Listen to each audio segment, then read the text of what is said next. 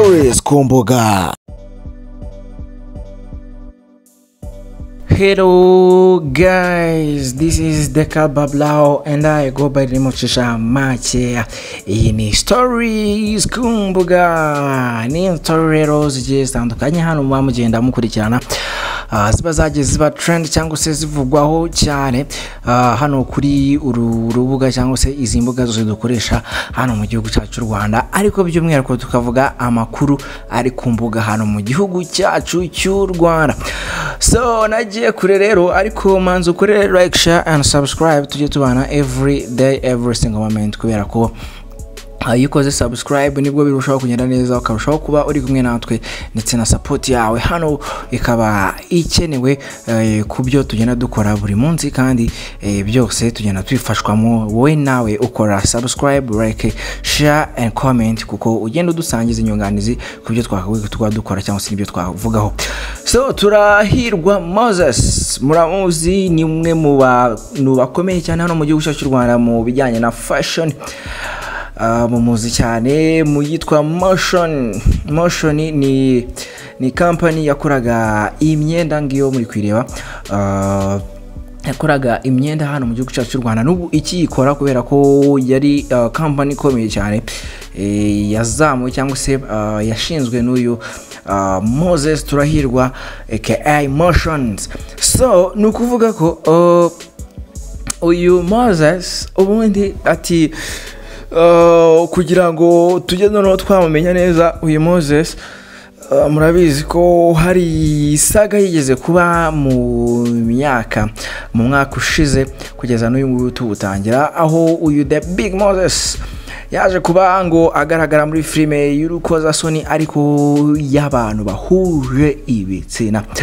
Izo filime ubundi zikunda guca ku rubuga rwa OnlyFans, aho ugenda ukishyura amafaranga hanyuma ukagenda ukareba umuntu ushaka kujya kureba, uwo wumva nyine we ugushimisha cyangwa uwo wumva ukunezeza, hanyuma ukishyura ukajya kumureba. Ibintu ashyira kuri OnlyFans biba byiganjemo amashusho y'urukozasoni.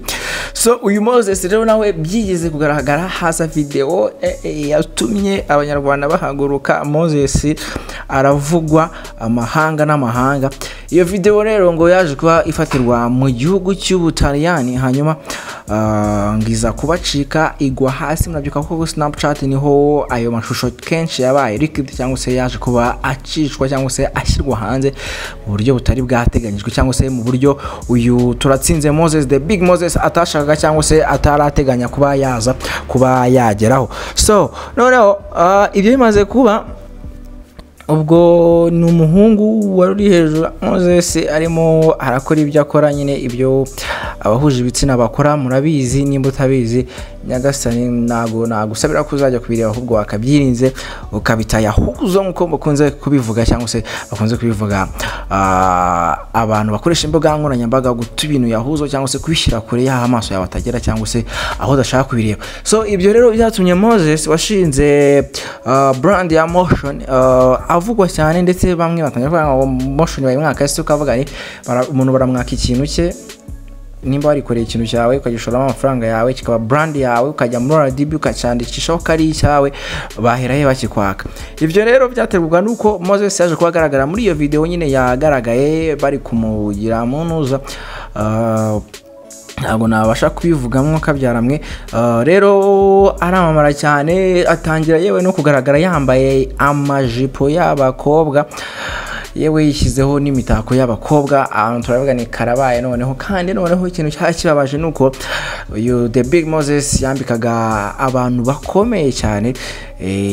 Rero bakavuga ni gute umuntu wambara cyangwa se ugira ibintu by'abantu bakomeye ifata akikora ibintu nk'ibi ngibi, sagaza nyinshi, baratukwa bakiranze barandagaza. Murabizi aya magambo aravugwa biba byinshi, ariko birajya n'undi The Big Moses aho yanakunze kuvuga noneho, aho yaje kubihuhurira, aho yaje kuvuga ngo ari nawe yaje kuvuga ngo yaje kujya i Paris, aranje avuga ngo la prostitute à Paris, bagano indaya yageze i Paris. Abantu baravuga ni noneho turamukarabye The Big Moses turamuretse nagumane ibintu byiwe. Icyo gihe n'agaciro k'amashati cyangwa se k'imyambaro yo muri motion yaragabanyutse cyane ijya hasi, igwa nk'inuza nk'amanu zaguye kera abantu mwe musoma Bibiliya murabizi.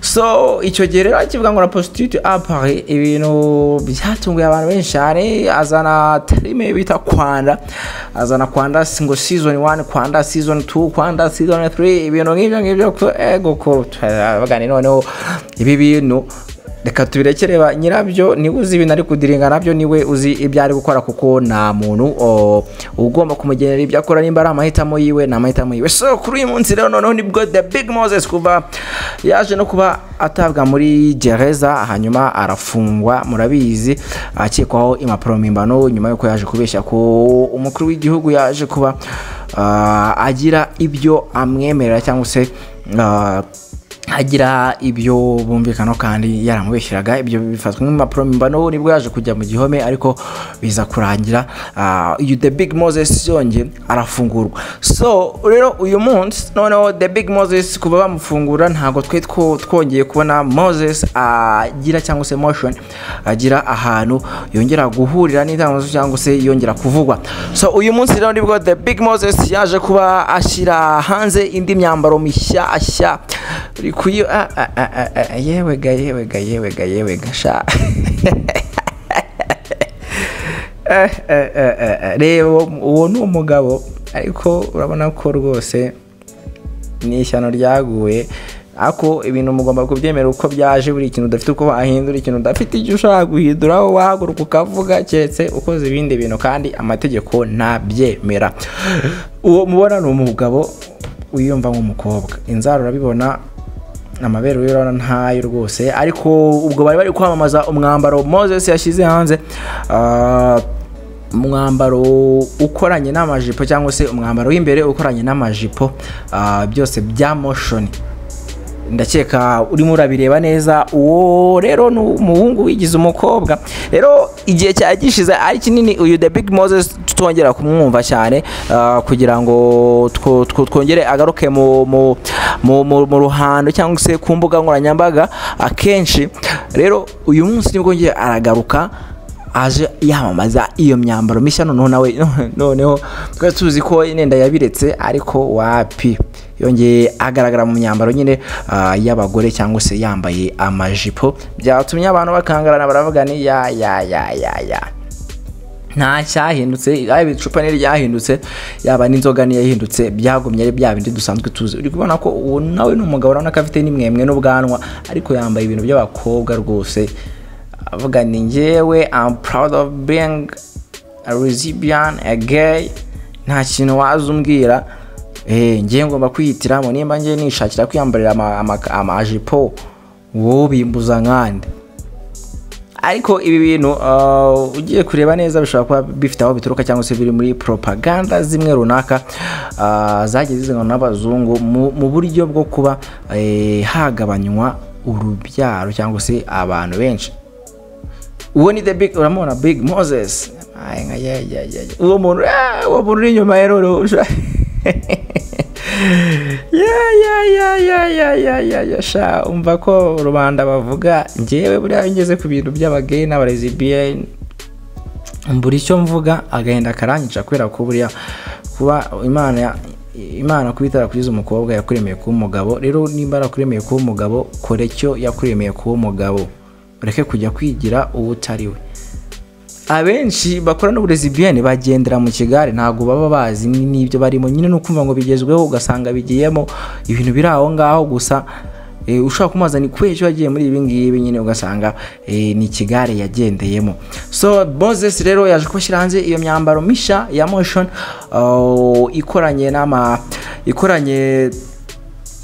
amajipo akoranye n'amakariso yayo cyangwa se umwambaro w'imbere ukoranye n'ijipo y'uwo mwambaro. Nyine kuzajya wambara ikariso n'ijipo byose ari ngo byambare rimwe.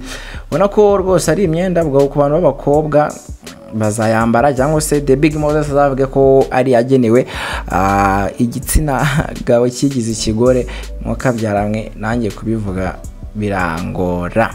nimba igitsina gabo kigizwe n'imbara ntago mbizi ubwo cyo kozi imyambaro nikundwa of course kuko ndi kubona ari myiza ku gitsina gore nubwo ari abagabo bagaragaye bayamamaza cyangwa se ntawamenya.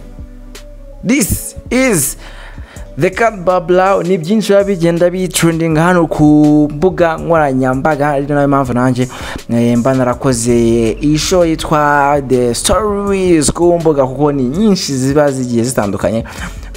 Muba mugomba kugenda mukurikira hano kuri The Cat Babla, ndetse mu minsi ya vuba tugomba kwinjira no mu yindi show tuzadukora muhishonje muhishiwe. Mwebwe mukomeze mukore like, share and subscribe, hanyuma tujye tubana every day, every single moment as usual.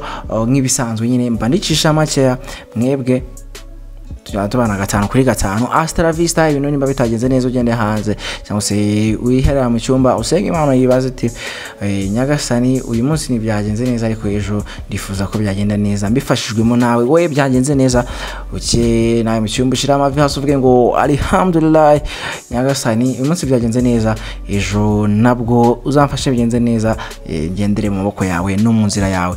Nze nacisha makeya katwongere duhore ku zindi stories ku mbuga ziba zigiye zitandukanye hano muri showbiz nyarwanda, dore ko ari naho twibanda. Hasta la vista, ciao ciao.